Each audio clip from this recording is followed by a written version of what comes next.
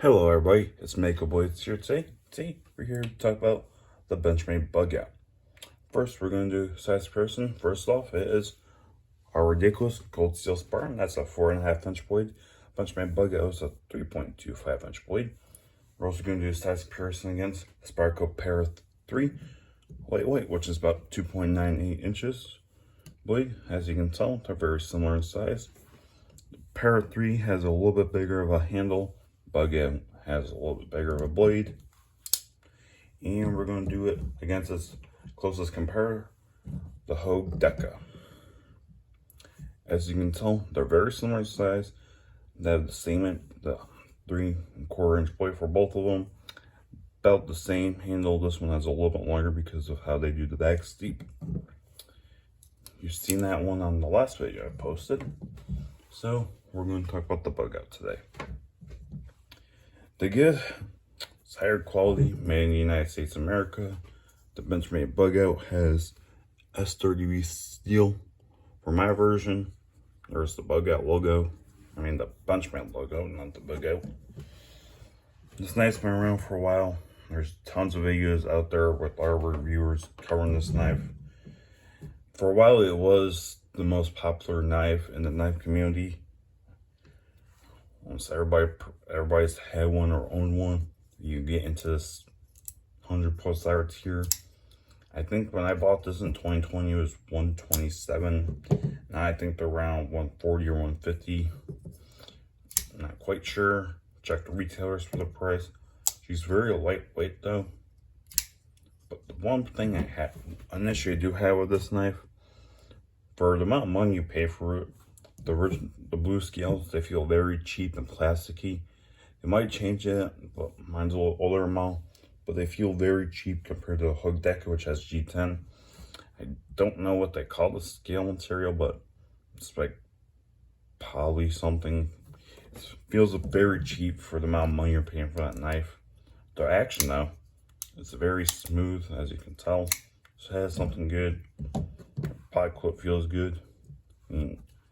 It can get a little bit annoying occasionally on your pinky finger, and eventually it could probably cause a hot spot for some people, just depending on how often you're handling the knife.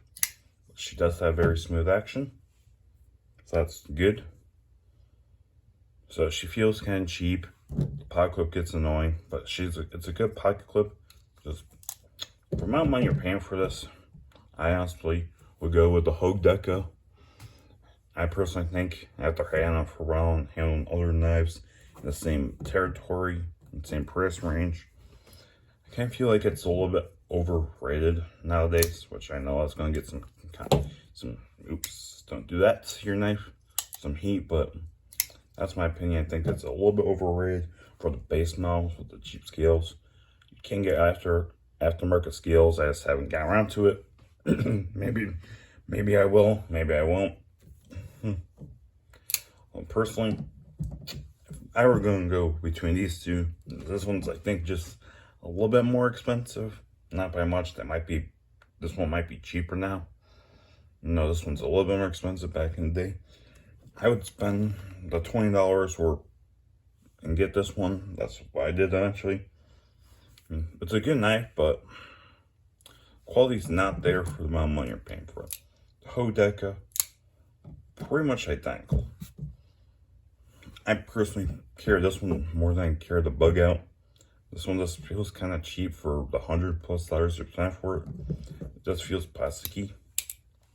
So I wouldn't buy it with the basic scales. If you want to get higher scales, higher steel models, I would maybe do that if you're really liking the Bugout and the shape. Personally, I'll get the Hogue Deca.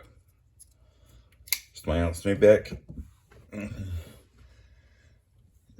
Because you're paying a lot of money for this knife, and if you get the base model, it's going to feel kind of cheap. She is super lightweight though. She thinks she's like just around 2 ounces, maybe a little bit less. She is lighter weight than the Deca, I will say that much.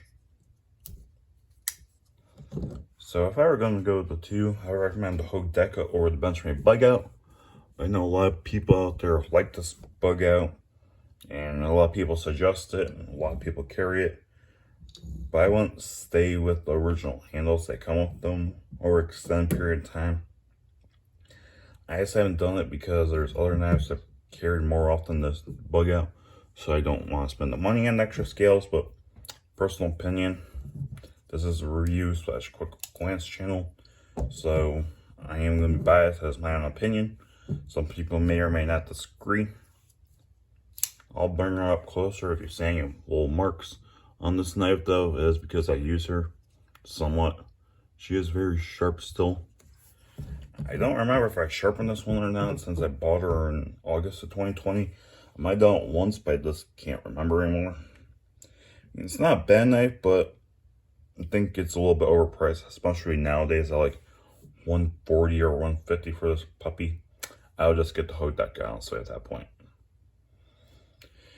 But yeah, that was this little quick overglance, this review of the Benchmade Bugout. If you like my content, please leave a like, subscribe, and comment, and tell me what knives would you like to see me bring on the channel in the future and add to my collection. Mako Blades is out.